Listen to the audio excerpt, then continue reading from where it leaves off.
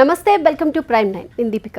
So ఈరోజు special చిట్చాట్లో మన ముందు ఒక మహిళా నాయకురాలు ఉన్నారు. ఆమెతో మాట్లాడదాం. ఆమె ఎవరో కాదు, బంజారా నియోజకవర్గం నుండి సర్పంచ్గా తన రాజకీయ ప్రస్థానాన్ని ప్రారంభించి రాష్ట్ర గిరిజన శాఖ మంత్రిగా, అలాగే శిశు సంక్షేమ శాఖ మంత్రిగా తెలంగాణ రాష్ట్రానికి తన సేవలను అందించారు. అలాగే మహిళలకి ఎక్కడ అన్యాయం జరిగినా నేనున్నాను, మీకు ఎటువంటి సమస్యలు ఉన్నా కానీ నేను ముందుంటాను అంటూ కూడా మహిళా లోకానికే తన జీవితాన్ని అంకితం చేసిన నాయకురాలు సత్యవతి రాథోడ్ గారు. ప్రస్తుతం ఆమె మనతో పాటు ఉన్నారు. మరిన్ని విషయాలు తెలుసుకుందాం. ఇంకెందుకు ఆలస్యం, వెల్కమ్ చెప్పేద్దాం సత్యవతి రాథోడ్ గారికి. నమస్తే అండి. నమస్తే అమ్మా. ఎలా ఉన్నారు? బాగున్నాను, థ్యాంక్ యూ. ప్రస్తుతం మనం పాలన చూస్తున్నాం, ఎలా అనిపిస్తుంది? బీఆర్ఎస్లో మీరు చాలా క్రియాశీలకంగా వ్యవహరించారు. బీఆర్ఎస్ పాలనే అంటే చూశారు, ఇప్పుడు కాంగ్రెస్ ప్రభుత్వం వచ్చింది, ఎలా అనిపిస్తుంది? బీఆర్ఎస్ పాలన అంటే ఆ పాలన కంటే ఒక ప్రజానాయకుడు, అనేక ఏళ్ళుగా తెలంగాణ ప్రజల కష్ట సుఖాలని దగ్గరుండి చూసినవాడు, తెలంగాణ ప్రాంత ఏం చేయడం ద్వారా అభివృద్ధి అవుతుందో తెలిసినవాడు. కాబట్టే ఆ రోజు సావు నోట్లో తలపెట్టి తెలంగాణ సాధించిన నాయకుడు కేసీఆర్ గారు. ఒక ఉద్యమ నాయకుడు రాష్ట్రాన్ని పాలించే అవకాశం వస్తే ఎంత గొప్ప అభివృద్ధి, ఎంత గొప్ప సంక్షేమం జరుగుతుందో ఆ 10 ఏళ్ళు ఒక స్వర్ణయుగం. తెలంగాణ రాష్ట్ర ప్రజలకు కేసీఆర్ గారి పాలన ఒక స్వర్ణయుగం అని చెప్పొచ్చు. ఇదేదో నేను బీఆర్ఎస్లో ఉన్నందుకో అక్కడ మంత్రిగా పనిచేసినందుకు చెప్పట్లేను. నేను ఒక తండ నుంచి పుట్టి పెరిగి వచ్చి అనేక రోజులుగా రాజకీయాల్లో ఉండి అనేక ముఖ్యమంత్రులను, అనేక ప్రభుత్వాలను చూసిన తర్వాత మనస్ఫూర్తిగా చెప్తున్న మాట ఇది.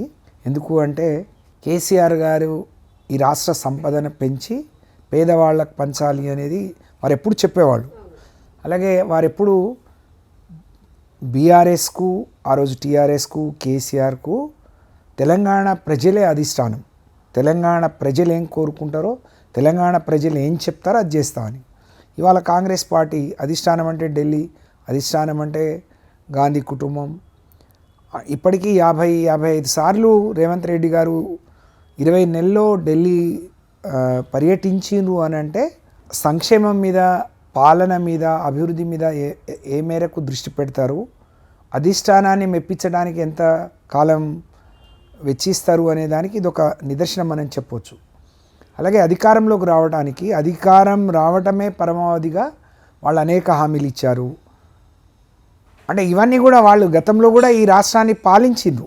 ఉమ్మడి రాష్ట్రాన్ని పాలించినప్పుడు కూడా రాని ఆలోచన అంటే కేసీఆర్ గారు 2000 పెన్షన్ ఇస్తే దాన్ని డబుల్ చేస్తామని, కళ్యాణ లక్ష్మి తీసుకొస్తే దానికి తులం బంగారం అదనంగా ఇస్తామని, ఇట్లా అనేక మాటలు చెప్పిన తర్వాత అధికారంలోకి వచ్చి 20 నెలల్లో ఒక 100 సార్లు అంటే ఈ రాష్ట్రం దివాళా తీసింది, ఈ రాష్ట్రానికి సరిపోని బడ్జెట్ లేదు, మేము ఏదైనా అడుగుదామని ఢిల్లీకి పోతే మమ్మల్ని దొంగలాగా చూస్తున్నారు, ఎక్కడ చెప్పులు ఎత్తుకపోతారో అని చెప్తున్నారు, ముఖం మీదనే తలుపులు వేసేస్తున్నారు, మీరు అధికారులకు ఇచ్చిన హామీలు అవి నెరవేర్చండి అంటే నన్ను కోసుకో తింటారా అని అంటాడు. ఖజానా ఖాళీ చేశారు అంటున్నారు. ఖజానా ఖాళీ చేశారు, మీరు ఎన్ని హామీలు ఇస్తున్నారు. ఇదే మీడియా సోదరులు ముఖ్యమంత్రి గారిని, ఇప్పుడున్న ఆర్థిక శాఖ మంత్రి బట్టి విక్రమార్క గారిని, మీరు ఇచ్చిన హామీలు రాష్ట్ర ప్రభుత్వానికి వచ్చే ఆదాయానికి మీకేమైనా లెక్క ఉందా అని అంటే, మా కాంగ్రెస్ పార్టీకి 100 ఏళ్ల చరిత్ర ఉంది, మాకు పరిపాలన అనుభవం ఉంది, మేము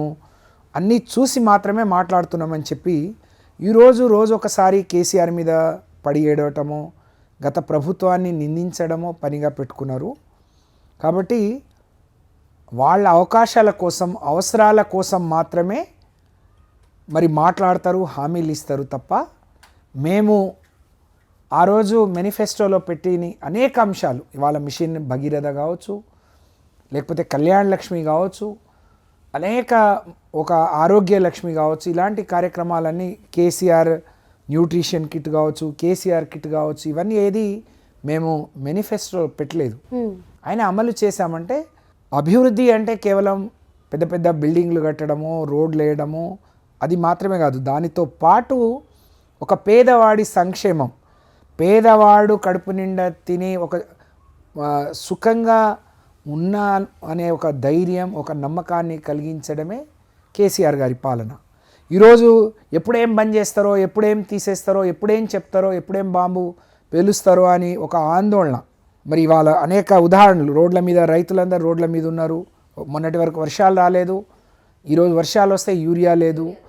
అంటే వాళ్ళకు ఒక పరిపాలన గాడిలో పెట్టడం, పరిపాలన చేతగాకపోవడం, అదంతా ఇతరుల మీద నెట్టేయడానికి బీఆర్ఎస్ను, కేసీఆర్ని విమర్శించడం మీద ఉన్న శ్రద్ధ ప్రజల పాలన మీద లేదు. కాబట్టి కేసీఆర్ గారి పాలనను వీళ్ళు ఎన్ని రోజులు మాట్లాడినా వారి గుర్తులు చెరిపేస్తామని, వారి అందరు మర్చిపోయేటట్టు మరిపిస్తామని చెప్పడం రేవంత్ రెడ్డి కాదు కదా, రేవంత్ రెడ్డి జేజమ్మకు కూడా ఈ తరం సరిపోదు అని చెప్పి నేను తెలియజేస్తా ఉన్నాను. అంటే మనం కేసీఆర్ పాలనలో యూరియా కష్టాలు అనేది మనం చూడలేదమ్మా ఇంతవరకు కూడా. కానీ రేవంత్ సర్కార్ వచ్చిన తర్వాత యూరియా కోసము చాలామంది రైతులు పడుతున్న కష్టాలంటే తనకి కాళ్ళకేసుకునే చెప్పులు కూడా క్యూ లైన్లో పెట్టాల్సిన పరిస్థితి ఏర్పడింది.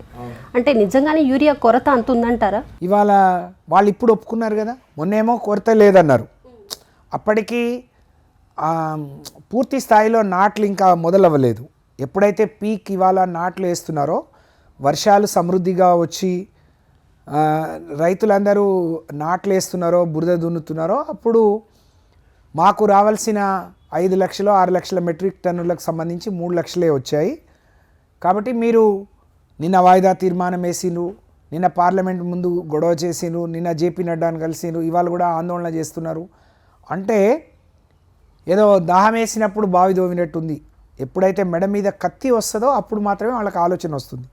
కేసీఆర్ గారు ముందు చూపుతోని ఎప్పుడు ఏది అవసరం ఉంటుందో దాన్ని ఎవరు ఇబ్బంది పడకుండా, ఎదురు చూడకుండా, మరి ఆయన ముందే కేంద్ర ప్రభుత్వంతో మాట్లాడి యూరియాని తీసుకొచ్చి స్టాక్ చేసి ఏ రైతుకి ఎంత అవసరమో, వారికి ఎన్ని ఎకరాల్లో మనం పంట వేయబోతున్నాం, ఎన్ని ఎకరాల్లో వరి నాట్లు వేస్తాం, వానాకాలంకి ఎంత, ఎండాకాలంకి ఎంత, యాసంగికి ఎంత అనేది ఒక అవగాహనతో పనిచేసిండు. అంటే అందరి మీద ఆయనకు ఒక సమగ్రమైన ఆలోచన ఉంది.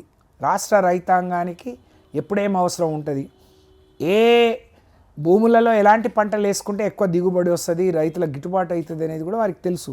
కాబట్టి మేము చాలాసార్లు చెప్పాం, ఏది వేసుకుంటే మీకు లాభసాటిగా ఉంటుంది ఇది వేసుకోండి, దీనికి మేము విత్తనాలు కానీ ఎరువులు కానీ లేకపోతే వాళ్ళకి అందుబాటులో ఎక్కడ కూడా నకిలీ లేకుండా వాళ్ళ మీద పీడీ యాక్ట్ కూడా తీసుకొచ్చి పక్కడబందీగా రైతును రాజు చేయటం. అంటే ఎక్కడి నుంచి రైతులకు రైతు బంధు ఇవ్వటం. ఒకప్పుడు ఉద్యోగి చనిపోతేనే బీమా వచ్చేది. ఒక రైతు చనిపోతే ఆ కుటుంబం రోడ్డు మీదకి వస్తుంది.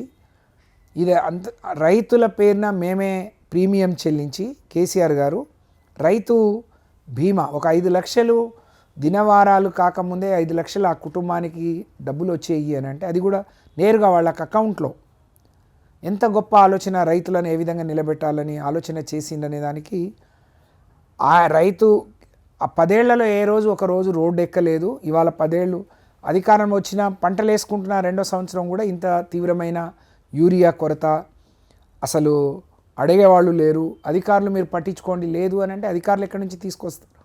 ప్రభుత్వానికి ఆలోచన ఉండాలి. 10 సార్లు మీరు ఈ సీజన్ స్టార్ట్ అయినాక రేవంత్ రెడ్డి గారు చాలాసార్లు ఢిల్లీ వెళ్ళిండ్రు. ఏ ఒక్కరోజు ప్రధానిని కానీ వ్యవసాయ శాఖ మంత్రిని కలిసి మాకు యూరియా డిమాండ్ ఉంది, రిక్వైర్మెంట్ ఉంది, మీరు ఇంత సప్లై చేయండి అని. మాకు తెలిసింది ఏంటి అని అంటే వీళ్ళు బుక్ చేయటమే ఆలస్యంగా చేసిందని. ఓకే, డిమాండ్కి తగ్గ సప్లై ఇవ్వాలంటే ముందే రాష్ట్ర ప్రభుత్వం ఆ యూరియాకి సంబంధించి సబ్సిడీ పోను మిగతా డబ్బులు అక్కడ పే చేయాలి. అది చేయలేదు కాబట్టి వాళ్ళు ఇవ్వలేదు అనేది మాకు తెలుస్తూ ఉంది. కాబట్టి ఇవాళ నిన్ననే కాంట్రాక్టర్లు సెక్రటరియట్ని ముట్టడించి మెరుపు దాడి చేసింది. అవును, అవి ఎంతో కాదు 360 కోట్లే మన ఊరు మన బడికి సంబంధించిన.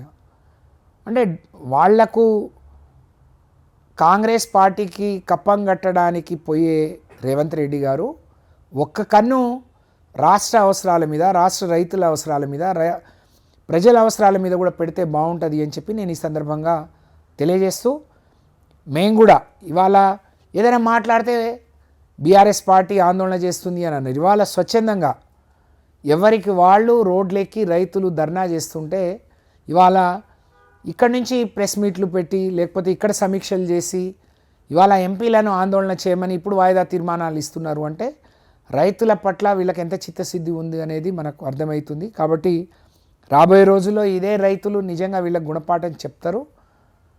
మరి ఇన్నేళ్ళు ప్రతిదీ కూడా కేసీఆర్ మీద బీఆర్ఎస్ మీద నెట్టివేసే రేవంత్ రెడ్డి గారు ఇవాళ రైతులను ఏ విధంగా మెప్పిస్తారు, ఏ విధంగా యూరియా అందిస్తారు, ఏ విధంగా వాళ్ళ అవసరాలకు ఆదుకుంటారనే దానికి కూడా సమాధానం చెప్పాలని మేము డిమాండ్ చేస్తాం. ఓకే, సత్యవతి రాథోడ్ గారి గురించి నేను విన్నదైతే చాలా చిన్న ఏజ్లో రాజకీయ ప్రస్థానం మొదలుపెట్టారు. అసలు మీకు అంత చిన్న ఏజ్లో రాజకీయాల్లోకి వెళ్ళాలనే ఆలోచన ఎక్కడి నుంచి వచ్చింది? ఎవరిని ఇన్స్పిరేషన్గా తీసుకున్నారు? అంటే 85, ఇప్పుడు 2005 అంటే 40 ఏళ్ళు అయింది. 16 ఏళ్ళు 17 ఏళ్ళు 17 ఏళ్ళలో చదువుకోవాల్సింది పోయి రాజకీయాల్లోకి వెళ్ళాలనే ఆసక్తి. ఇక దానికి చాలా పెద్ద నేపథ్యం ఉందమ్మా. పార్టీలోకి రావాలని, రాజకీయాల్లో రావాలంటం కంటే ఆ రోజు ఎన్టీఆర్ని చూడొచ్చు. ఆ రోజు తెలుగుదేశం పార్టీ ఒక స్లోగన్ ఇచ్చింది, తెలుగుదేశం పిలుస్తుంది రా కదలిరా అంటే. మా అన్నయ్య, మాకు ఒక్కడే అన్నయ్య, మేము 4 అక్క చెల్లెళ్ళం. మా అన్నయ్య కిషన్ నాయక్ గారికి ఎన్టీఆర్ అన్న, తెలుగుదేశం అన్న ఆయనకు పిచ్చి ప్రేమ, ఆయనకు వీరాభిమాని. అయితే ఎన్టీఆర్ అప్పుడు క్రైసిస్ వచ్చినప్పుడు 84లో ఆయన ఆ నెల రోజులు ఆయన ఇంటికి రాకుండా ఎక్కడెక్కడ ఉద్యమం చేస్తే, ఎక్కడెక్కడ గొడవలు చేస్తే, ఎక్కడెక్కడ ధర్నాలు చేస్తే ఆయన అందులో పాల్గొన్నాడు. తర్వాత తెలుగుదేశం పార్టీకి అందరు అప్లికేషన్ పంపిస్తున్నారు, మేము కూడా తెలుగుదేశం పార్టీ సభ్యత్వం తీసుకుంటాం, తెలుగుదేశం పార్టీలో జాయిన్ అవుతాం అని చెప్పి అందరు పంపించే క్రమంలో అక్కడ ఉన్న వాళ్ళందరూ ఆడపిల్లగా, ఎన్టీఆర్కు ఆడపిల్లలంటే చాలా ఇష్టం, మహిళలంటే చాలా ఇష్టం. మహిళా సాధికారిత గురించి ఆ రోజు మహిళల్లో ఆడపిల్లలకు కూడా తండ్రి ఆస్తిలో వాటా సమానంగా ఇవ్వాలని చెప్పి ఆయన ఆస్తి హక్కు చట్టం కూడా తీసుకొస్తున్నారు. కాబట్టి నువ్వు కూడా ఒక అప్లికేషన్ ఇవ్వమని అంటే నేను బలవంతంగా మా అన్నయ్య చెప్తే ఒక అప్లికేషన్ పంపించడం జరిగింది. అప్లికేషన్ ఇచ్చినప్పటి నుంచి అంటే వయసు చిన్నదే కానీ చూడటానికి కొంచెం పెద్దవాళ్ళలాగా ఉండడం, నాకు 18 ఏళ్ళు ఉన్నాయనుకొని వాళ్ళు ఒకసారి వచ్చి ఎన్టీఆర్ని కలవమని చెప్పి నాకు ఒక టెలిగ్రామ్ పంపించారు వాళ్ళు. మేము దాన్నే ఒక గొప్ప గౌరవంగా గుర్తింపుగా అనుకొని 85 జూన్లో మహిళా శిక్షణ శిబిరాలు ఫస్ట్ తెలుగుదేశం పార్టీ మహిళా వింగ్ ఏర్పడ్డది. వాళ్ళు టెలిగ్రామ్ ఇచ్చారు, వచ్చి కలవమంటే నేను మా అన్నయ్య మా వారు ముగ్గురం గండిపేటలో వెళ్ళి ఎన్టీఆర్ని కలిసాం. వారు ముఖ్యమంత్రి అప్పుడు. ఆయనేమో ఇక్కడ మహిళా శిక్షణ తరగతులు జరుగుతున్నాయి, ఆడపిల్లలందరికీ అంటే ఫస్ట్ మహిళా వింగ్ తెలుగుదేశం పార్టీలో ఏర్పాటు చేస్తున్నాం, మీరు ఇక్కడే ఉండండి అని చెప్పి నన్ను అక్కడ ఉంచేశారు. ఓకే, వారం రోజులు అక్కడే, అంటే అన్నయ్యని వాళ్ళని పంపించేశారు. నేను అలాగే వెళ్ళాను. మళ్ళీ తర్వాత మా అన్నయ్య వాళ్ళు బట్టలు తీసుకొచ్చి ఇచ్చారు. ఫస్టే నేను ఆ ఏజ్లో వరంగల్ జిల్లాకు, ఉమ్మడి వరంగల్ జిల్లాకు మహిళా కన్వీనర్ను. Okay, great. అప్పుడు నేను ప్రెగ్నెంట్ను. అంటే అంత చిన్న ఏజ్లోనే పెళ్ళైపోయింది. ఓకే, 82లోనే పెళ్ళైపోయింది, 7th క్లాస్లో ఉన్నప్పుడు. అప్పుడు నేను ఎన్టీఆర్కే చెప్పి నేను ఈ పని చేయలేను, ఇప్పుడు నేను ఇట్లా అని చెప్పాను. ఏం పర్లేదు, మిమ్మల్ని అందరూ సహకరిస్తారు, మీ ఆరోగ్యం సహకరించినప్పుడే పార్టీకి పని చేయండి. కానీ ఫస్ట్ రాష్ట్ర వ్యాప్తంగా ఒక లంబాడి మహిళ, ఎస్టీ గిరిజన మహిళ ఇక్కడ వరకు వచ్చింది అని అంటే మీరు పదవి తీసుకోండి, తప్పకుండా భవిష్యత్తులో మీరు దానికి న్యాయం చేస్తారు, మీకు ఎంత ఇదైతే అంత పార్టీకి పని చేయండి అని చెప్పి నాకు ఇచ్చారు. అలా నేను తెలుగుదేశం పార్టీలోకి వచ్చాను. ఆ రోజు నుంచి అంటే స్వయంగా నేను నిజంగా అదృష్టవంతురాల్ని. ఎవరు మీడియేటర్స్ లేకుండా, ఏది కాకుండా డైరెక్ట్ ఒక ముఖ్యమంత్రి గారి దగ్గర రోజు వారిని కలిసి వారం రోజులు అక్కడ జరుగుతున్న శిక్షణా శిబిరాల్లో, అప్పుడే నాకు తెలియని వయసులోనే అనేక మంది మేధావులు, సంఘ సంస్కర్తలు వచ్చి మాకు మహిళా సాధికారత గురించి, మహిళలు అప్పటికే ప్రపంచవ్యాప్తంగా దేశవ్యాప్తంగా సాధించిన విజయాలు, అప్పుడు చాలా కొద్ది మంది మాత్రమే స్టార్ట్ చేయడం కూడా తెలుగుదేశం పార్టీ కొత్తగా. అప్పుడు అనేక మంది మహిళల్ని ఆదర్శంగా తీసుకొని వాళ్ళు నిజంగా ఒక మహిళ సరియైన మార్గంలో కుటుంబాన్ని నడిపిస్తే ఎంత గొప్పగా కుటుంబ నిర్వహణ కానీ నిర్వహిస్తుందో, ఒకవైపు భర్తను, పిల్లల్ని, అత్తమామల్ని, కుటుంబాన్ని, తనకు తాను ఇవన్నీ చూసుకునే ఒక మహిళ రాజకీయాల్లోకి కూడా వస్తే, లేకపోతే సేవారంగంలోకి వస్తే ఆ ప్రాంతానికి వాళ్లకు మేలు జరుగుతుంది. కాబట్టి మీరు అందరూ రాజకీయాల్లో యాక్టివ్గా ఉండాలని చెప్పి అప్పుడు ఇచ్చారు. నేను చిన్నపిల్లనైనా అప్పుడు ఫస్ట్ మహిళా మెంబర్షిప్ చేయించడం జరిగింది. తర్వాత 87లో నేను ఎంపీపీగా ఎన్టీఆర్ తీసుకొచ్చిన మొదటి 9% స్థానిక సంస్థల్లో రిజర్వేషన్ అప్పుడే 87లో. దాంట్లో నేను డైరెక్ట్ ఎంపీపీగా జనరల్ సీట్లో నాకు ఎన్టీఆర్ అవకాశం ఇచ్చారు. Okay, great. 180 అంటే నాకు ఇచ్చిన తర్వాత మా మేనమామకు కాంగ్రెస్ పార్టీ ఇచ్చింది. చాలామంది మా కుటుంబంలో కూడా అపోజ్ చేశారు, కానీ మా అన్నయ్య, మా అమ్మ, నాన్న, నా భర్త అందరూ నాకు సపోర్ట్గా ఉండి ఎన్టీఆర్ అంత పెద్ద మనిషి పిలిచి రాజకీయాల్లో అవకాశం కల్పించిండు. అంటే మా మేనమామకు కూడా, అంటే ఆయన చాలా ఏళ్ళుగా సర్పంచ్గా ఉండే, ఎన్టీఆర్ నాకు తెలుగుదేశం పార్టీ నాకు ఎంపీపీగా టికెట్ ఇస్తే మాత్రమే ఆయన కాంగ్రెస్ ఇచ్చింది తప్ప గిరిజనుల మీద ప్రేమతోనూ ఆయన మీద ప్రేమతో కాదు. వేరే వాళ్ళకి ఇవ్వడం ఎందుకు, వాళ్ళ బంధువులు కదా, ఒక ఆడపిల్లకి ఇచ్చినప్పుడు వాళ్ళ కుటుంబాన్ని నుంచి ఇచ్చి ఎస్టీలకు ఇస్తేనే గెలుపు సులభమవుతుందని చెప్పి భావించి ఇచ్చారు తప్ప గిరిజనులకు మేలు చేయాలనో వాళ్లకు రాజకీయంగా పైగా ఎదిగనియాలనో వాళ్ళు చేయలేదు. అంతేందుకు నేను 180 ఓట్లతో ఓడిపోయాను. అప్పుడు నా మేనమామే కాబట్టి నాకు ఏజ్ లేదనేది వారికి తెలుసు. వారు కోర్టుకు పోయిండ్రు, నా వయస్సు తక్కువ ఉంది, మీరు ఆమెను డిస్క్వాలిఫై చేయమని. కానీ లక్కీగా అప్పుడు గవర్నమెంట్ ఉండే ఎన్టీ రామారావు గారే స్వయంగా ఆదేశాలు ఇచ్చి మీరు విద్య అంటే 10th సర్టిఫికేట్ని కన్సిడర్ చేయొద్దు, ఏదైతే ఓటర్ లిస్ట్లో ఉన్న వయసునే కన్సిడర్ చేయాలి, కాబట్టి దాన్ని పరిగణలోకి తీసుకోవద్దు అని చెప్తే నా నామినేషన్ నిలిచింది. నేను పోటీ చేశాను, కానీ నేను గెలిచిన 6 నెలల కంటే ఎక్కువ ఉండదు, చిన్నపిల్ల, ఆమెకు వయసు లేదు అని చెప్పి నా మీద బాగా ప్రచారం చేయడం, నేను 180 ఓట్లతో ఓడిపోయాను. అట్లా తెలుగుదేశంలో నా రాజకీయ ప్రస్థానం మొదలైంది. అది ఎన్టీఆర్ గారితో.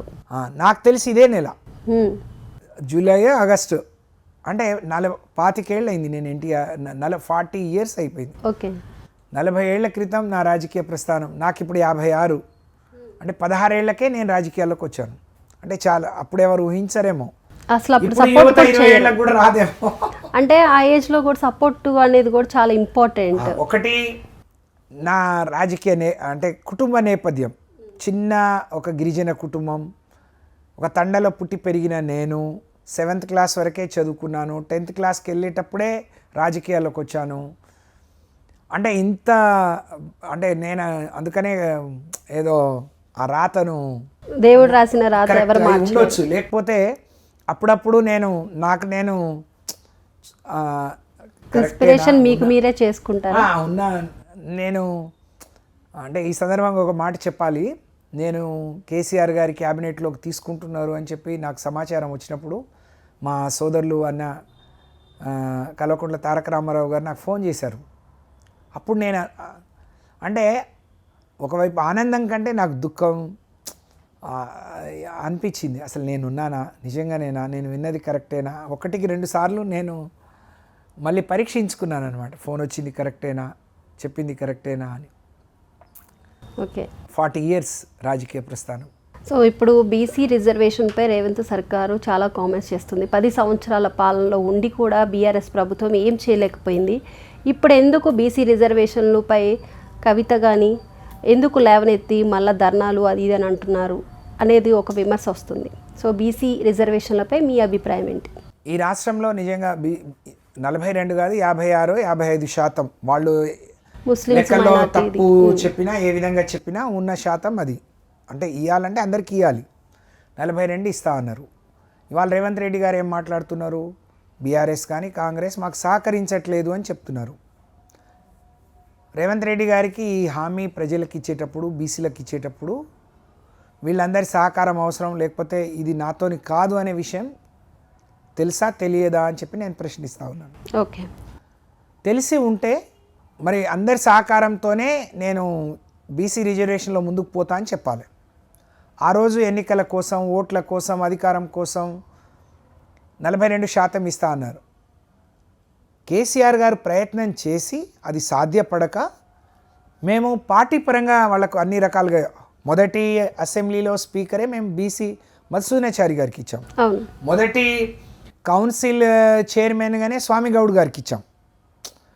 అనేక మంది బీసీలను కేసీఆర్ గారు రాజకీయంగా వాళ్ళకు అవకాశాలు ఇస్తూనే బీసీ కుటుంబాలు బీసీ కులాల వారు చేసుకునే వాళ్ళు వాళ్ళ కుల వృత్తులు చేసుకునే విధంగా, లేకపోతే చదువుకునే వాళ్లకు విద్యా అవకాశాల కోసం అన్ని రకాలుగా ఇవాళ ఎక్కువ బీసీ గురుకులాలను డిగ్రీ వరకు తీసుకొచ్చినా, లేకపోతే కుల వృత్తులను ప్రోత్సహించిన బీసీలను వృద్ధిలోకి తీసుకురావటానికి రిజర్వేషన్ ఒక గ్యాప్ ఉంది కాబట్టి, వాళ్ళ 50% దాటొద్దు అనే ఒక లిమిటేషన్ ఉంది కాబట్టి, ఆ రోజు వారు చేసి కూడా ఆ ప్రయత్నం సాగలేదు కాబట్టి రాజకీయంగా మా పార్టీ పరంగా మేము రిజర్వేషన్ అంతకంటే ఎక్కువ ఇచ్చాం వాళ్ళకి అవకాశాలు.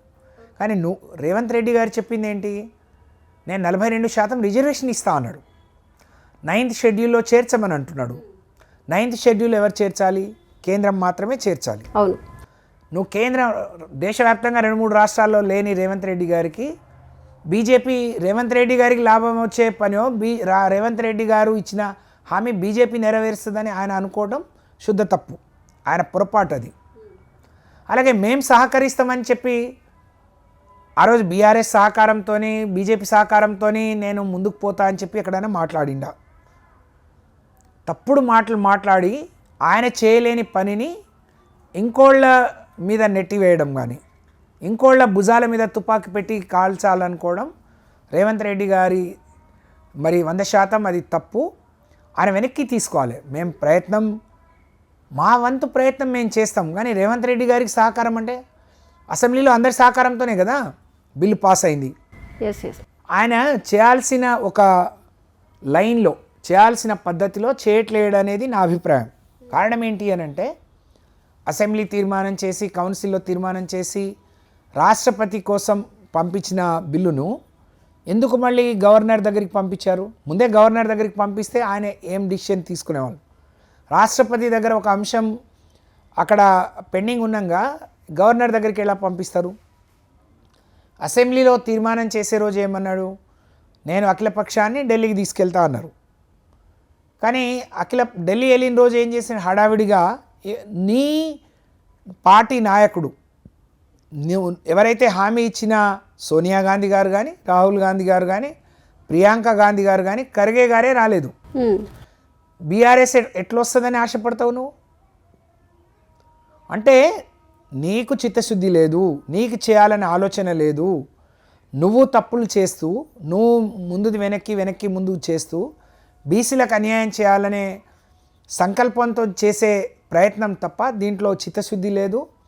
నువ్వు ఆయన ఆత్మవిమర్శ చేసుకోవాలి. బీఆర్ఎస్ను ఇంకో పార్టీని విమర్శించే ముందు రేవంత్ రెడ్డి గారు నీ ఆత్మవిమర్శ నువ్వు చేసుకొని నువ్వు చేసింది కరెక్టా, నీతో అవుతుందా కాదా అనేది నువ్వు ఆత్మవిమర్శ చేసుకోవాలి. కానప్పుడు బీసీలకు బేషరతుగా క్షమాపణ చెప్పాలి రేవంత్ రెడ్డి గారు అని చెప్పి నేను డిమాండ్ చేస్తా ఉన్నాను. కవిత గారు ఈ బీసీ రిజర్వేషన్లపై ధర్నా చేయడం జరిగింది. దీన్ని బేస్ చేసుకొని జంతర్ మంతర్ దగ్గర కాంగ్రెస్ కూడా చేసింది ఢిల్లీలో. సో ఆ టైంలో కూడా చాలా విమర్శలు చేసింది. ఎందుకు ఇప్పుడు బీఆర్ఎస్ ప్రభుత్వం రావట్లేదు, ఓన్లీ హైదరాబాద్కి మాత్రమే పరిమితమా? హైదరాబాద్లో కూడా కవిత గారే అది ఆమె తను జాగృతి నుంచి చేశారు, అది జాగృతి ఎజెండా. అంతేగాని బీఆర్ఎస్ పై మద్దతు ఇచ్చింది కానీ బీఆర్ఎస్ పై కలిసి పాల్గొన్నది కానీ అందులో లేదు. ఓకే, నేను అదే అంటున్నా, ఢిల్లీలో జంతర్ మంతర్ దగ్గర చేస్తే కనీసం రాహుల్ గాంధీ గారికి సమాచారం ఇవ్వలేకపోయిందా? కాంగ్రెస్ పార్టీ చేస్తే కాంగ్రెస్ పార్టీ నాయకులే రాకపోతే బీఆర్ఎస్ వస్తుందని ఆశపడటంలో అర్థం లేదు. ఓకే, కాబట్టి ఇది తప్పుడు ఆలోచన. బీఆర్ఎస్ని విమర్శించడం ఏం చేసినా పొద్దున్నేసి కేసీఆర్ని విమర్శించడం, బీఆర్ఎస్ విమర్శించడం రేవంత్ రెడ్డి గారికి ఒక ఫ్యాషన్గా మారిపోయింది. ఇది సరైనది కాదు అని చెప్పి నేను రేవంత్ రెడ్డి గారికి చెప్పదలుచుకున్నాను. ఓకే, 2009లో డోర్నకల్ నియోజకవర్గం నుంచి ఎమ్మెల్యేగా పోటీ చేశారు, గెలుపొందారు. తర్వాత మీరు డోర్నకల్ నియోజకవర్గం నుంచి ఎందుకు దూరం కావాల్సిన పరిస్థితి ఏర్పడిందంటారు? 2089లో పోటీ చేసిన సత్యవతి రాథోడ్ 2009లో 20 ఏళ్ళు నేను అవకాశం కోసం ఎదురు చూశాను. నేను ఎమ్మెల్యేగా పోటీ చేసి ఓడిపోయిన తర్వాత సర్పంచ్ అయ్యాను, ఎమ్మెల్యేగా పోటీ చేసి ఓడిపోయిన తర్వాత జెడ్పీటీసీ అయ్యాను. పార్టీ పరంగా అనేక పదవులు నామినేటెడ్ పదవులు కూడా చాలా చేశాను. 2009లో డీలిమిటేషన్లో రిజర్వ్ అయిన తర్వాత నేను డోర్నకల్ నుంచి టీడీపీ పార్టీ నుంచి మహాకూటమి అభ్యర్థిగా పోటీ చేసి గెలిచాను. అప్పుడు రెడ్డి నాయక్ గారిని ఓడించడం జరిగింది. 2014లో కేసీఆర్ గారు మళ్ళీ నాకు అవకాశం ఇస్తే నేను ఆ రోజు బీఆర్ఎస్ పార్టీ అక్కడ బలం లేక రెడ్డి నాయక్ గారు గెలిచారు. వారు గెలిచి కొద్ది రోజుల్లోనే బీఆర్ఎస్ పార్టీలోకి వచ్చారు. ఆయన సిట్టింగ్ ఎమ్మెల్యే గారు కాబట్టి 2018లో సిట్టింగ్ ఎమ్మెల్యేలకే తిరిగి టికెట్లు ఇచ్చే క్రమంలో నాకు అవకాశం రాలేదు. ఓకే. రెడ్డి నాయక్ గారు మేమిద్దరం 20 ఏళ్ళుగా అంటే 25 ఏళ్ళు ప్రత్యర్థులం అనమాట. వారు కాంగ్రెస్ పార్టీలో ఉంటే నేను తెలుగుదేశంలో, తర్వాత నేను టీఆర్ఎస్లోకి ఉన్నాను.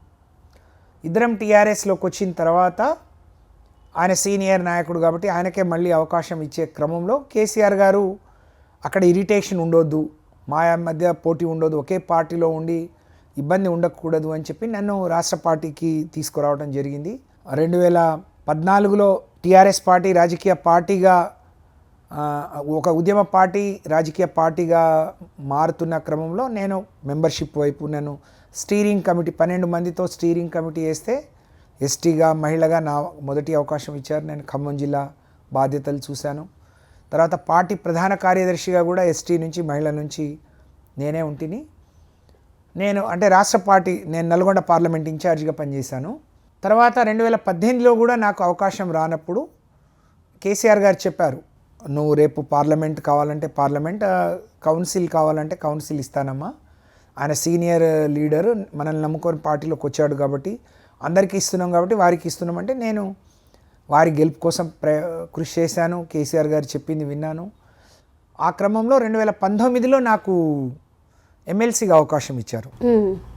ఎమ్మెల్సీగా మీకు తెలుసు 19లో అవకాశం, ఎమ్మెల్సీగా మార్చిలో అవకాశం ఇచ్చారు, సెప్టెంబర్లో మంత్రిగా అవకాశం ఇచ్చారు. కాబట్టి అంటే వారు ఎమ్మెల్యేగా ఉన్నారు కాబట్టి కాన్స్టిట్యున్సీలో వారు ఉన్నారు కాబట్టి నేను కాన్స్టిట్యున్సీకి దూరం అవ్వాల్సి వచ్చింది. ఓకే. కానీ ఎమ్మెల్సీ అయిన వెంటనే నాకు మంత్రి పదవి రావడం, అదే జిల్లాకి ఇన్ఛార్జి మంత్రిగా పనిచేయడం, దాంతోపాటు ములుగు భూపాలపల్లికి కూడా పనిచేశాను. మహబూబాద్ జిల్లాలో పూర్తి స్థాయి డోర్నకల్ వస్తుంది, మహబూబాద్ వస్తుంది, కొన్ని మండలాలు ములుగు, కొన్ని మండలాలు ఇల్లందు, కొన్ని మండలాలు పాలకుర్తి కూడా వస్తాయి. కాబట్టి నేను ఇన్ఛార్జి మంత్రిగా, నా క్షేత్రం మహబూబాద్ కాబట్టి పక్కనే డోర్నకల్ అంటే నా సొంతూరు డోర్నకల్ కాన్స్టిట్యున్సీలోనే ఉంటుంది, గుండ్రాత్ మడుగు.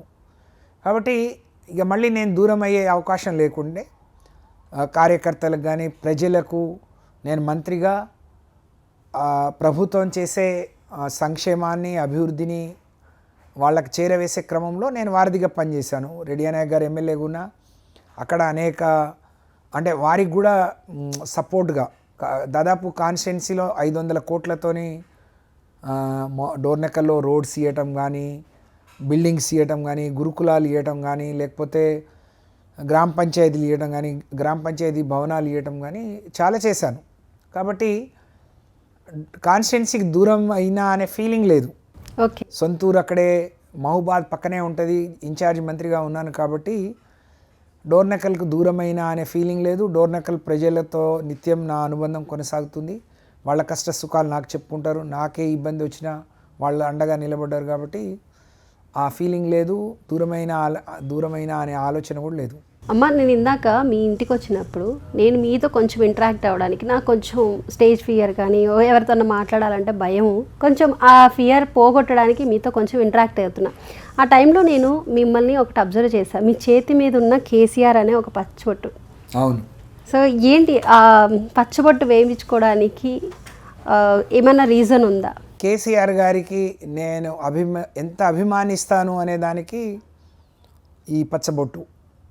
అంటే ఇందాక మీరు అన్నారు, ఒక గిరిజన అమ్మాయి సామాన్య కుటుంబంలో పుట్టి పెరిగి అంటే రాజకీయ నేపథ్యం కానీ, గాడ్ ఫాదర్ లేని, లేకుంటే మన ఆర్థిక స్థితి కానీ, రాజకీయ నేపథ్యం కానీ, ఎవరి సపోర్ట్ లేని, అంటే మీకు తెలుసు నేను ఎవరి సపోర్ట్ లేకుండానే ఎదిగారు. అంటే ఫ్యామిలీ అంతా సపోర్ట్ చేసింది, అన్నయ్య, భర్త, పిల్లలు. నేను ఎమ్మెల్యే అయిన 2 నెలలకే నా భర్త చనిపోయిండు. అప్పుడు ఇంకా పిల్లలు చదువు పూర్తి కాలేదు. ఒక బాబు అప్పుడు ఎంఎస్ చేయడానికి లండన్ వెళ్ళాడు, ఒక బాబు ఎంబీబీఎస్ చేస్తుండే. అప్పుడే మా వారు చనిపోయారు. నేను ఎమ్మెల్యేగా రాజీనామా చేసి లాస్ట్లో తెలంగాణ వచ్చే క్రమంలో నేను కేసీఆర్ గారి దగ్గరికి వచ్చాను. 2014లో టికెట్ ఇస్తే ఓడిపోయాను. తర్వాత పార్టీలో రాష్ట్ర స్థాయిలో ఒక 10-15 మంది ఒక రాష్ట్ర స్థాయి పదవులు ఉంటే అందులో నేను ఎప్పుడు ఉన్నాను. స్టీరింగ్ కమిటీ మెంబర్గా, ప్రధాన కార్యదర్శిగా, తర్వాత సెకండ్ క్యాబినెట్లో మంత్రిగా. ఎమ్మెల్సీ ఇచ్చి ఎమ్మెల్యే టికెట్లే రావాలంటే మనం చాలా ప్రయత్నాలు చేయాలి. అలాంటిది ఎమ్మెల్సీగా అవకాశం ఇచ్చి నన్ను ఎమ్మెల్సీ చేసి ఎప్పుడూ నేను అడగలే. ఎమ్మెల్సీ ఎందుకు అడిగాను అంటే మరి ఎంపీగా పోటీ చేయమన్నారు. లేదు, నేను ఎమ్మెల్సీగానే, ఎంపీగా పోటీ చేయాలన్నా ఖర్చుతో కూడుకొని అదొక ఇబ్బంది కాబట్టి నాకు ఎమ్మెల్సీ ఇవ్వమన్నాను. ఎమ్మెల్సీ ఇచ్చి పిలిచి మంత్రి పదవి ఇవ్వడం. నేను పుట్టిన గిరిజన కుటుంబం, ఒక ఆడపిల్లను, గిరిజన సంక్షేమ శాఖ ఈ రాష్ట్రంలో ఉండే 10% ఉన్న గిరిజనులకు, అంటే దాదాపు 4 కోట్ల మంది తెలంగాణ అంటే 40 లక్షల కుటుంబాలు ఉంటాయి, జనాభా ఎక్కువ ఉంటుంది. నా కులానికి సంబంధించిన సబ్జెక్ట్ గిరిజన శాఖ. అలాగే నేను మహిళగా నేను సర్పంచ్గా ఉన్న, రాజకీయాల్లో ఉన్న, ఆ తండలో పుట్టి పెరిగిన అనేక మంది పేదవాళ్లను, వాళ్ళ ఇబ్బందులను, వాళ్ళ అవసరాలను నేను దగ్గరుండి చూశాను. ఈ 2 శాఖలకు నన్ను మంత్రి చేయటం అంటే అందుకనే కేసీఆర్ గారు అంటే ఈ జన్మంతా రాజకీయంగా అవకాశాలు వచ్చినా రాకున్నా ఆయన ఎట్లున్నా తప్పకుండా నేను ఒక పెద్ద డివోటీని, ఒక భక్తురాల్ని.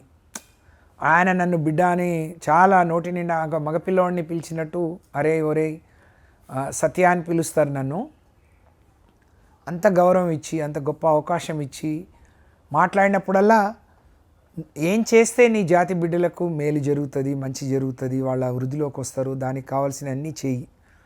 ఆడపిల్లలకి ఏం చేయాలి, ఏం చేయడం ద్వారా వాళ్ళకి, అలాగే వారు చేసిన ఆడపిల్లల్ని దృష్టిలో పెట్టుకొని మహిళలే సెంట్రిక్గా వారు తీసుకొచ్చిన అనేక కార్యక్రమాలు మేము అమలు చేసే క్రమంలో, అంటే గతంలో కూడా ప్రభుత్వాలు వచ్చినాయి పోయినాయి, కానీ ఇంత మనసు పెట్టి, ఒక తండ్రి మనసుతో, ఒక అన్న మనసుతో ఇంత గొప్పగా పరిపాలన చేసి వాళ్లకు నేరుగా మేలు జరిగే కార్యక్రమాలు ఎంత గొప్పగా ఉండేదంటే 2000 పెన్షన్ ఇస్తే వృద్ధుల దగ్గర, అంటే వితంతువుల దగ్గర, ఒంటరి మహిళల దగ్గర, వాళ్ళ దగ్గర ఎప్పటికీ 1000, 1200, 500 ఉంటాయి ఖర్చులకు.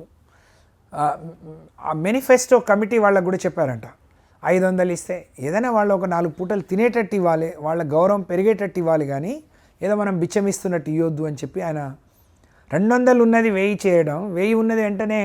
అందుకని నేను రాష్ట్ర ప్రభుత్వానికి వచ్చే ఆదాయాన్ని పేదలకు పంచడం, ఒక 2000 వాళ్లకు ఇవ్వటం, ఒంటరి మహిళల్ని కూడా ఇవ్వటం. మా దగ్గర ఎక్కువ మంది బీడీ కార్మికులు ఉంటారు, ఇళ్లలో బయటికి నీడలో పనిచేస్తున్నారనే పేరు, కానీ ఆ పొగాకు ఆ వాసనకు వాళ్లకు చాలా ఎఫెక్ట్ అవుతారు, వాళ్ళు కూడా తొందరగా జబ్బున పడతారు. వాళ్లకు పెన్షన్స్ ఇవ్వటం. ఒంటరి మహిళ భర్త చనిపోతే సమాజంలో ఒక గౌరవం, ఒక సానుభూతి ఉంటుంది, కానీ ఒంటరి మహిళ అనేక కారణాల వల్ల ఒంటరి మహిళలు అవుతారు, వాళ్ళకు కూడా కనిపెట్టి వాళ్ళకు కూడా 2000 ఇవ్వటం. ఒక ఆడపిల్ల, మనం ఎంతసేపు మా గిరిజనులు అసలు ఎంత బాధ ఉండేది అని అంటే, నల్గొండ జిల్లాలో దేవరకొండ సైడ్ అయితే ఆడపిల్లలు పుట్టిందంటే అమ్ముకునేవాళ్ళు. ఆ దుస్థితి అంటే రేపు పెంచడం ఎట్లా, పోషించడం ఎట్లా, రేపు వాళ్ళ పెళ్లి చేయటం ఎట్లా, అంటే ఆడపిల్లలు అంటే మనం ఎప్పుడు గుండెల మీద కుంపట్లాగా భావించే రోజు నుంచి 1,00,000 రూపాయలు ఎవరైనా ఆలోచించామా? అసలు ఎవరికి రాని ఆలోచన, ఊహకు కూడా అందని ఆలోచన. ఇవాళ గొప్పలు చెప్పి మా ఆడపిల్లల్ని మోసం చేసింది కాంగ్రెస్ పార్టీ. మీకు 1,00,000 ఏం సరిపోతుంది, 3 నెలలకు వస్తే ఏం సరిపోతుంది, పెళ్ళికే ఇస్తామన్నారు, కానీ 6 నెలలకు కూడా రావట్లేవు. అలాగే ఆ రోజే తులం బంగారం ఇస్తామన్నారు, తప్పుడు మాటలు. ఇవాళ ఆ బంగారం గురించి ఊసే ఎత్తట్లేరు. కానీ ఇంత గొప్ప మనసు, ఆడపిల్లలు బిందె ఎత్తుకొని రోడ్డు ఎక్కొద్దు, బిందెలు ఎత్తుకొని రోడ్డు ఎక్కిన రోజు కేసీఆర్ ఓట్లు అడగడు అని చెప్పడం. మేము మహిళలు ఎమ్మెల్యేగా ఉన్నప్పుడు ఎక్కడికైనా పోతే ఆడపిల్లలందరూ బిందెలు అడ్డం పెట్టేవాళ్ళు. నువ్వు ఆడపిల్లవు కదా, పొద్దున్న లేచి ఇంట్లో నీళ్లు లేకపోతే ఏం పని సాగదు, ఒక బిందె నీళ్లు తెచ్చుకుంటే వంట చేసుకోవచ్చు, లేక పిల్లలకు స్నానాలు చేయించవచ్చు. తండల్లో అయితే కిలోమీటర్ల కొద్దీ చెలమేల దగ్గరికి పోయేవాళ్ళు, వ్యవసాయ బావుల దగ్గరికి పోయి నీళ్లు మోసిన ఇది నేను చూశాను. తండలలో మా అమ్మలకు వెనకటి వాళ్ళకి ఇక్కడంతా వెంట్రుకలు ఉండవు. వాళ్ళు బిందెలు కావిళ్ళు నెత్తి మీద మోసుకొని నీళ్లు మోసుకొని చాలా దూరం వెళ్ళాల్సి ఉండదు. అంటే అంత ఒక శుద్ధి చేసిన నీళ్లు వాళ్ళకి అందియాలనే ఆలోచన. ఇవన్నీ చూశాను కాబట్టి కడుపు నిండా ఒక ఆడపిల్ల అన్నం తినాలి. గర్భవతిగా ఉంటే పొద్దునొచ్చి ఒక పూట ఒక గర్భవతి కడుపు నిండా అసలు ఎవరికి వస్తుందమ్మా? ఒక తల్లిదండ్రులు అనుకుంటారు నా బిడ్డ కడుపుతో ఉంటే ఏం తింటుందో ఎట్లుందో చూద్దామని వాళ్ళకి తోచింది వాళ్ళకు చేతనైంది తీసుకొచ్చి ఇస్తారు. అవును. కానీ రోజు పాలు గుడ్డు కడుపు నిండా ఒక పూట భోజనం పెట్టడం అనే ఆలోచన అసలు ఎంత గొప్ప ఆలోచన. అలాగే మీరు కేసీఆర్ గారు నెక్స్ట్ ఎలక్షన్స్లో సీఎం అయ్యే వరకు కూడా చెప్పులు కూడా వేసుకోను అని చెప్పి మీరు అన్నారు. మీ ఏజ్ చూస్తే 56. ఈ ఏజ్లో మీరు ఒక శపథం తీసుకొని కేసీఆర్ గారు మళ్ళీ సీఎం అయ్యే వరకు సెప్టెంబర్ 17 వస్తే 3 ఏళ్ళు. ఓకే. ఆ 3 సంవత్సరాల నుంచి మీకు ఏమి ఇబ్బంది అనిపించట్లేదా? ఇబ్బందులు వచ్చాయమ్మా, చిన్న చిన్న ఇబ్బందులు వచ్చాయి. కానీ అనేక మంది కష్టాలు తీర్చిన నాయకుడికి నా ఒకదాని కష్టం పెద్ద ఇబ్బంది అనిపించలేదు నాకు. అందుకనే కేసీఆర్ గారు ఇక్కడ పచ్చబొట్టు పొడిపించుకున్నాను. ఆడపిల్లలం కాబట్టి ఇక్కడే చేతి మీదనే తండ్రికి. అలాగే ఈ చెప్పులు అయితే ఇవన్నీ కార్యక్రమాలు చేసినందుకు పచ్చబొట్టు ఒక తండ్రిగా ఇంత గొప్ప మనసు పెట్టి ఆడపిల్లలు ఆలోచించే నాయకుడు ఇంకా గొప్పగా ఉండాలని, 10 కాలాల పాటు ఆయురారోగ్యాలతో ఉండాలని. అలాగే ఈ రాష్ట్రంలో గిరిజనులు ఎక్కువ మంది ఉంటారమ్మా, 10% ఉంటారు. తెలంగాణ మనం కొట్లాడే ఎందుకు వచ్చింది? తెలంగాణ నష్టపోయింది, తెలంగాణ ప్రాంతం నష్టపోయింది, తెలంగాణ వాళ్ళకి హక్కులు రావాల్సిన హక్కులు రాలేదని కదా. తెలంగాణ ప్రాంతాన్ని హైదరాబాద్ ఈ ప్రాంతాన్ని ఆంధ్రాలో కలిపేటప్పుడు ఆంధ్రాకి 56లో అక్కడ ఉండే గిరిజనులకు రిజర్వేషన్ వచ్చింది. కానీ మాకు 76లో వచ్చింది. 20 ఏళ్ళు రిజర్వేషన్ పొందకుండా మా గిరిజనులు అప్పుడు నష్టపోయిండ్రు. 76లో రిజర్వేషన్ వస్తే ఆ రోజు 4% ఉన్నారు గిరిజనులు అని చెప్పి రాష్ట్ర వ్యాప్తంగా ఉమ్మడి ఆంధ్రప్రదేశ్లో 4% రిజర్వేషన్ వచ్చింది. స్వర్గీయ ఎన్టీఆర్ 86లో అది 6%కి పెరిగిండ్రు అని చెప్పి మళ్ళీ ఒక సర్వేలో ఒక సెన్సెస్లో 6% ఉన్నారు అని చెప్పి 86లో ఒక జీవో ద్వారా 86% చేశారు. 86 నుంచి 2022 వరకు మధ్యలో తర్వాత తెలుగుదేశం చంద్రబాబు నాయుడు గారి నాయకత్వంలో, తర్వాత 2004 నుంచి 2014 వరకు మరి కాంగ్రెస్ పాలన, రాజశేఖర రెడ్డి, రోషయ్య, కిరణ్ కుమార్ రెడ్డి గారు ఏ ఒక్కరోజు దాదాపు 36 ఏళ్ళుగా మా జనాభా అంతే ఉండదు కదా. గిరిజనులు పెరుగుతూ ఉంటారు. వాళ్లకు అప్పటికి 91 సెన్సెస్ వచ్చింది, 2001 వచ్చింది, 2011. ఇప్పుడు మనం 2013 సార్లు జనాభా లెక్కలైనవి. కానీ మా జనాభా ఇంత అని, వాళ్ళకి రిజర్వేషన్ ఇంత పెంచాలని ఎవ్వరు కూడా ఆలోచన చేయలేదు. ఓకే. దాని ద్వారా మా పిల్లలు చాలామంది విద్యలో, ఉద్యోగాల్లో, ప్రమోషన్లలో చాలా అవకాశాలు కోల్పోయారు. మళ్ళీ నేను మంత్రిగా, ఆ శాఖ మంత్రిగా ఉన్నప్పుడు కేసీఆర్ గారు సెప్టెంబర్ 17 ఈ రాష్ట్రంలో హైదరాబాద్కే తలమానికంగా ఉన్న బంజారా భవన్, అంటే సేవాలాల్ భవన్, కొమరం భీం భవన్లను ఇనాగ్రేషన్ చేస్తూ ఆ రోజు బహిరంగ సభలో మా రిజర్వేషన్ని పెరిగిన జనాభాకు అనుగుణంగా 6% ఉన్న రిజర్వేషన్ని ఒకేసారి 10% పెంచారు. ఓకే. 4%. అంటే 1000 మేము రేవంత్ రెడ్డి చెప్తున్నాడు కదా 1,00,000 ఉద్యోగాలు ఇస్తామని. అవును. అంటే 6,000 వచ్చే ఉద్యోగాలు 10,000 వస్తాయి. అంటే 4,000 కుటుంబాలకు మేలు జరిగింది కేసీఆర్ నిర్ణయం వల్ల. ఓకే. ఇవాళ మెడికల్ కాలేజీలలో, ఇంజనీరింగ్ కాలేజీలలో, ఏదైనా పీజీ కాలేజ్, నర్సింగ్ కాలేజీలలో అన్ని ఉద్యోగాలలో మాకు మా రిజర్వేషన్ వస్తూనే అన్ని విద్యల్లో శాఖల్లో కూడా మా 6% ఉన్న రిజర్వేషన్ 10%గా పెరిగింది. ఓకే. ఆ రోజు నేను అనుకున్నాను, ఇంతమంది ఒక గిరిజన కుటుంబం ఆర్థికంగా, సామాజికంగా లాభపడితే, వాళ్ళు కొంచెం స్థిమిత పడితే 10 కుటుంబాలు ఇదవుతాయి. మా కుటుంబం ఆ రోజు ఆర్థికంగా బాగుంది కాబట్టి నేను చదువుకోగలిగాను కాబట్టి ఇక్కడ వరకు రాగలిగాను. నేను ఇవాళ ఇలా అంటే నాతో పాటు మా అక్క చెల్లెళ్ళు, మా అన్నదమ్ములు 10 కుటుంబాలు, ఇవాళ నేనుంటే నాతో పాటు ఇంకో 10 కుటుంబాలని మేము పుష్ చేసే పరిస్థితి వచ్చింది. అవును. కాబట్టి ఇంతమంది గిరిజనులకు మేలు జరిగే నిర్ణయం చేసిండు కేసీఆర్ గారు కాబట్టి ఆ రోజు నుంచి మళ్ళీ ఆయన తిరిగి మూడోసారి ముఖ్యమంత్రి అయ్యే వరకు నేను చెప్పులు వేసుకోను అని ఆ రోజు అక్కడే ఆ డయాస్ మీదనే చెప్పులు వదిలేసి నేను ఒక 6-7 కిలోమీటర్లు పాదయాత్ర చేసుకుంటూ షూ వేసుకొని పోయాను. ఇక అక్కడే వదిలేసి వచ్చేసాను. ఓకే. సో ఈ రెండు వారి మీద ప్రేమతో. సో ఇప్పుడు మనం చూసుకుంటే బీఆర్ఎస్ ప్రభుత్వం ఒక నిందన అయితే మోస్తుంది. కాళేశ్వరం ప్రాజెక్ట్ నీళ్లు నిధులు నియామకం అంటూ అధికారంలోకి వచ్చిన బీఆర్ఎస్ ప్రభుత్వం ఇక్కడ నీళ్ల విషయంలో ఎన్నో నిధుల్ని కూడా దోచుకుంది. A1గా కేసీఆర్ ఉన్నారు, A2గా హరీష్ రావు ఉన్నారంటూ కూడా ఆరోపణలు చేస్తుంది. కాళేశ్వరం ప్రాజెక్టులో అవకతవకలు చేసిందే బీఆర్ఎస్ ప్రభుత్వం అంటూ కాంగ్రెస్ ప్రభుత్వం ఆరోపిస్తుందాన్ని మీరు ఎలా తిప్పికొడతారు? కాళేశ్వరం ప్రాజెక్ట్ అంటే కేవలం మేడిగడ్డ 2 పిల్లర్స్ కాదమ్మా. కాళేశ్వరం ప్రాజెక్ట్ అంటే అనేక వేదికల నుంచి హరీష్ రావు గారు పవర్ పాయింట్ ప్రజెంటేషన్ కానీ కేసీఆర్ గారు కానీ చెప్పారు. కాళేశ్వరం ప్రాజెక్ట్ అనేది తెలంగాణ ప్రజలకు ఒక వరప్రదాయిని. ఇవాళ రేవంత్ రెడ్డి గారు ఏదైనా విమర్శ చేసే ముందు ఒకటే మనం ఆలోచించాలి. కేసీఆర్ గారు 2014లో ముఖ్యమంత్రి అయినప్పుడు ఈ రాష్ట్రంలో 60 లక్షల మెట్రిక్ టన్నుల ధాన్యం పండితే ఇవాళ 3 కోట్ల మెట్రిక్ టన్నుల ధాన్యం పండితే దీనికి కాళేశ్వరం సపోర్ట్ చేయలేదా? కాళేశ్వరంని ఉపయోగించుకోలేదా?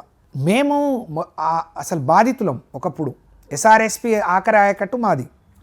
కాళేశ్వరం వచ్చే వరకు కూడా మాకు అసలు పంటలు లేవు. 2003లో మా వరకు SRSP జలాలు వచ్చినా 2014 తర్వాత 15-16 వరకు కానీ నీళ్లు రాలేదు. కాళేశ్వరం ప్రాజెక్టుతోనే మాకు 2 పంటలు పండుతున్నాయి. నాలాగా చాలామంది ఉదాహరణలు మీకు చెప్తారు. కాబట్టి ఇది ఒక నిందె, మీరన్నట్టు ఒక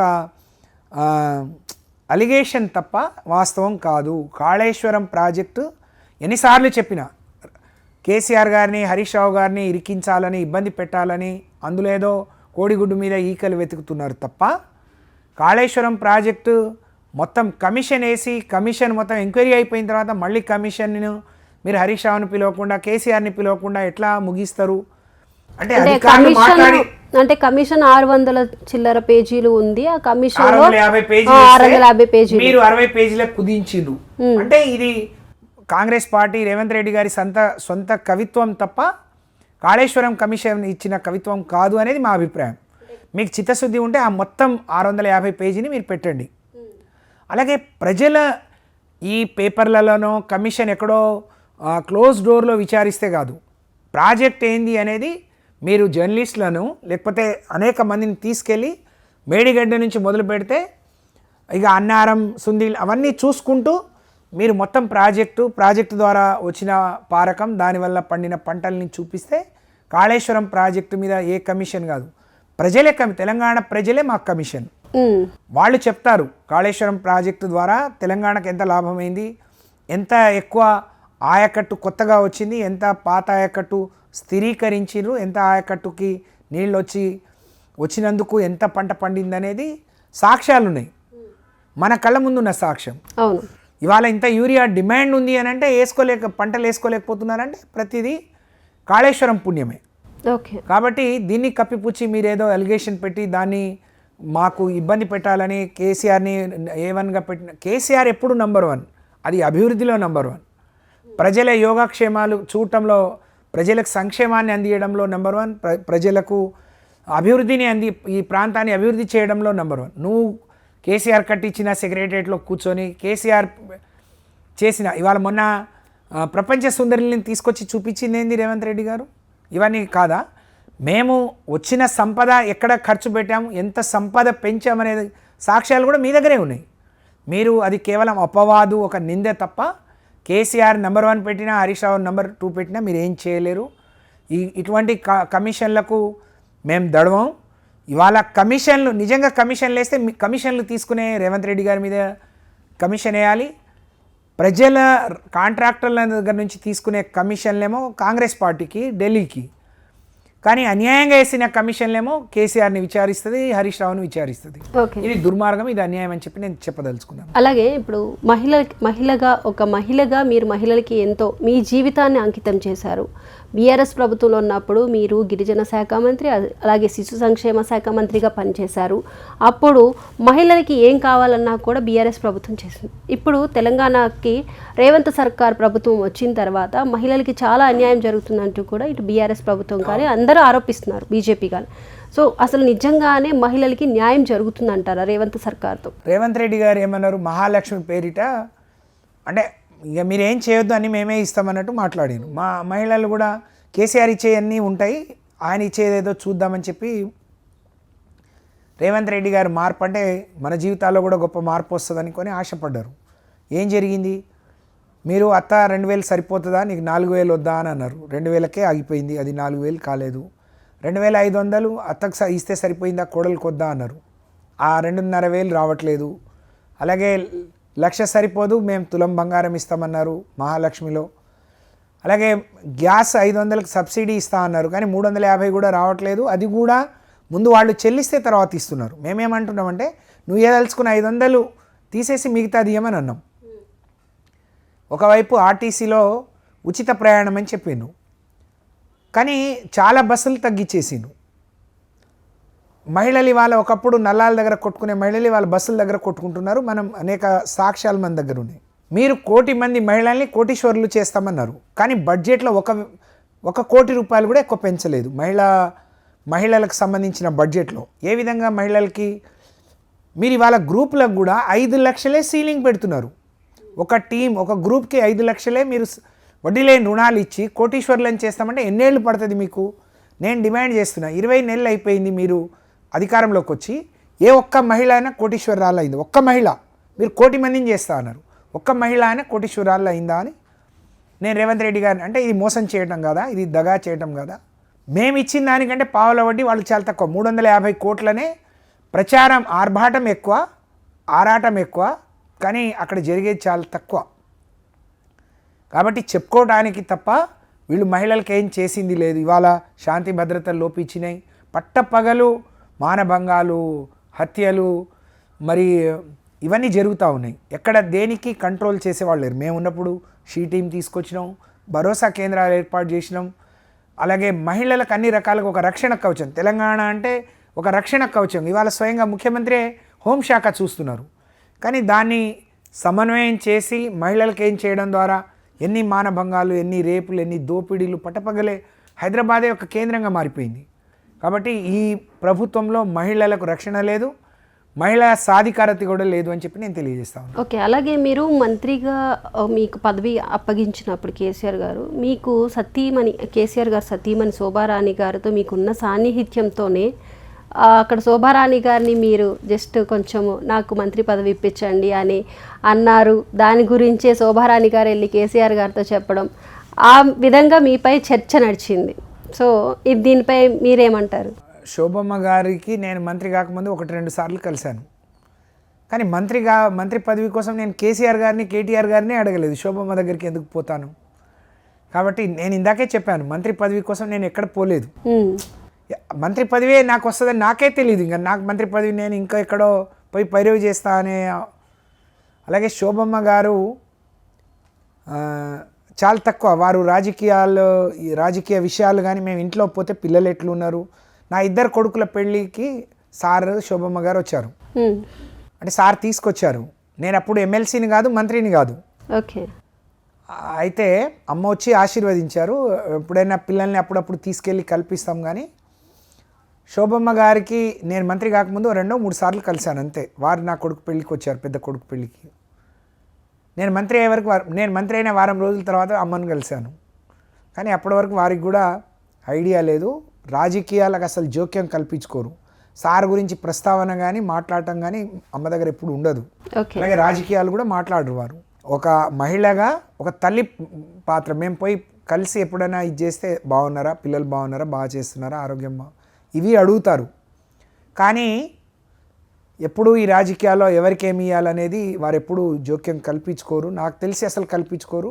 నా విషయంలో అసలు కల్పించుకోలేదు. కాబట్టి ఎవరికి ఎలాంటి అనుమానాలు ఉండాల్సిన అవసరం లేదు. కేసీఆర్ గారు నా పనితనం, నా కష్టం, నేను పార్టీలో చేస్తున్న ఇది నచ్చి నేను ఇచ్చింది అనుకుంటున్నాను. వారు ఏదైనా ఒక నిర్ణయం తీసుకునే ముందే అనేక కోణాల్లో అనేక ఇదిగా ఆలోచిస్తారు. కానీ వారు నాకు ఈ 2 జాతులకు, గిరిజన జాతికి, మహిళా జాతికి సేవ చేసే అవకాశం ఇచ్చారు. నా వరకు నేను ఆత్మసాక్షిగా, మనస్సాక్షిగా నేను ఏదైతే ప్రమాణం చేసి మంత్రి పదవి తీసుకున్నానో దానికి మించి నేను కష్టపడ్డాను. ఓకే, ఆ తృప్తి నాకుంది. అలాగే మా సార్కు కూడా నాకు ఇచ్చిన బాధ్యతలు చాలా సరైన మార్గంలో నేను నిర్వర్తించిన అనే తృప్తి ఉంది అని నేను భావిస్తాను. ఓకే అమ్మ, ఇప్పుడు మనం చూసుకుంటే మొన్న రాఖీ పండుగ వచ్చింది. రాఖీ పండుగ రోజు ముందు రోజే కవిత గారు నేను రాఖీ కట్టడానికి వస్తున్నాను అని చెప్తే ఆ రోజు సాయంత్రం నేను లేను, బెంగళూరులో ఉన్నానని రిప్లై కేటీఆర్ గారు ఇచ్చారు. సో జాగృతి అధ్యక్షురాలు కవిత బీజేపీలోకి జాయిన్ అవుతున్నారు కాబట్టే, అంటే పార్టీ మారి కేసీఆర్ తండ్రి పార్టీని వదిలేసి వేరే పార్టీ పెట్టాలి అనే ఆలోచనలో ఉంది కాబట్టే కేటీఆర్ గారు దూరం చేస్తున్నారు అనే ఒక విమర్శ వినిపిస్తుంది. అన్నా చెల్లెల మధ్య కూడా సఖ్యత లేదు.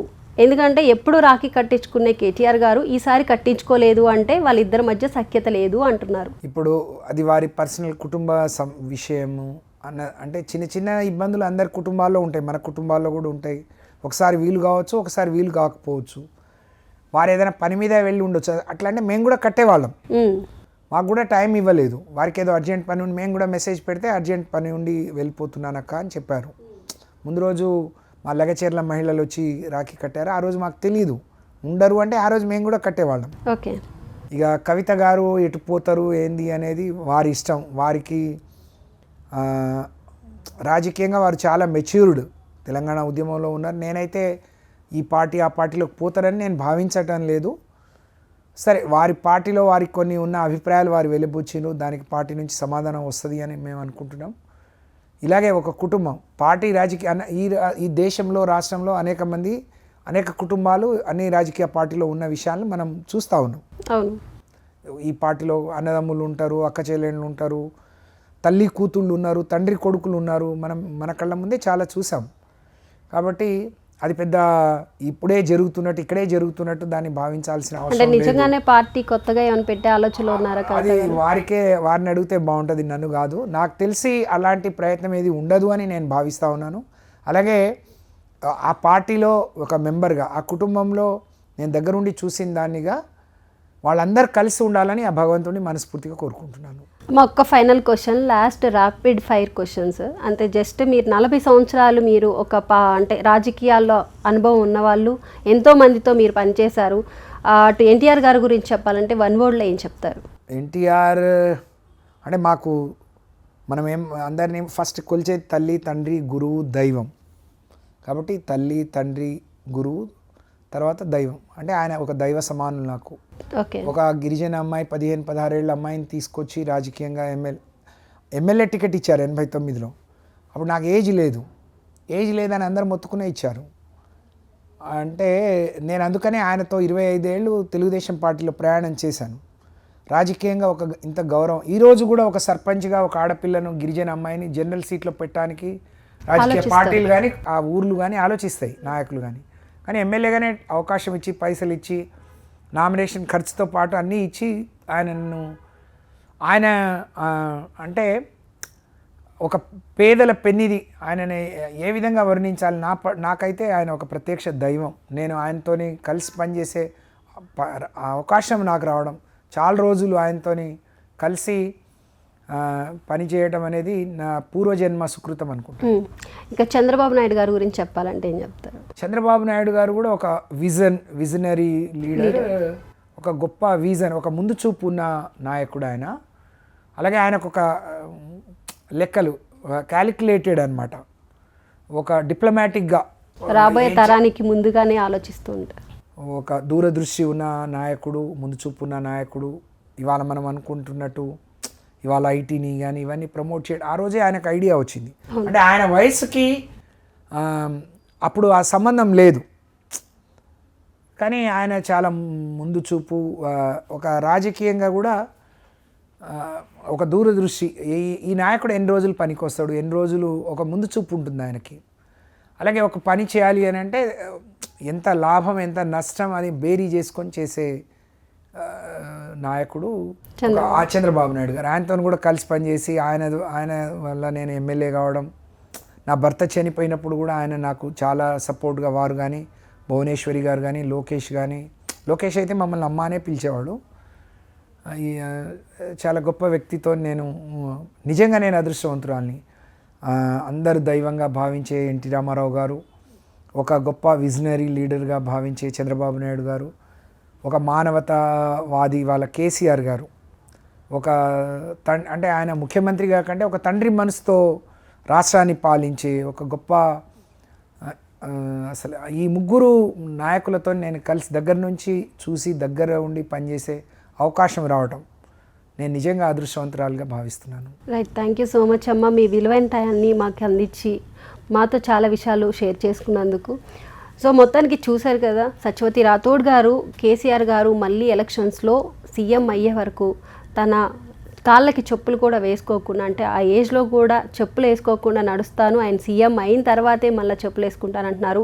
రేవంత్ ఏదైతే పాలన ఉందో ఆ పాలన అంతా కూడా అస్సలు మహిళలకి ఎటువంటి సంక్షేమ పథకాలు కానీ ఏ విధంగా కూడా సంతృప్తి లేని పాలనగా ఉంది అంటూ కూడా చెప్తున్నారు. ఒక మహిళగా తను కూడా సంతృప్తి లేదు, ఎటువంటి పథకాలు కూడా మహిళలకు అందట్లేదు, దీనిపై దృష్టి పెట్టాలంటూ కూడా సత్యవతి రాథోడ్ గారు చెప్తున్నారు. ఇది వాళ్ళ special chit chat. Keep watching Prime 9.